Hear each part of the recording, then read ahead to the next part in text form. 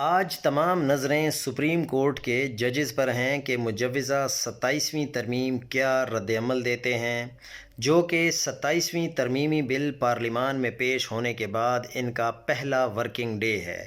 وکلاء کی نظر میں مجوزہ آئینی ترمیم پر سپریم کورٹ سے رد عمل آئے گا، تاہم دیکھنا یہ ہے کہ رد عمل بطور ادارہ ہوگا یا پھر کچھ جج اپنی آواز بلند کریں گے۔ وکلاء کی نظر میں تمام سپریم کورٹ ججز کو عدلیہ کی خود مختاری کے لیے ہم آواز ہونا چاہیے، جو کہ آئین کی نمایاں خصوصیات میں سے ہے۔ کم از کم چیف جسٹس آفریدی کو 27ویں ترمیمی بل کی منظوری سے قبل فل کورٹ اجلاس طلب کرنا چاہیے۔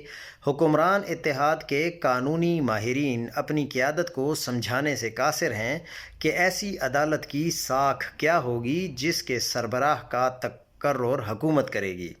وفاقی آئینی عدالت میں تقرری کے امیدوار سپریم کورٹ کے ججز کو بھی موجودہ پارلیمنٹ کی ساکھ سے متعلق سنگین شکوک و شبہات سمجھانے کی ضرورت ہے۔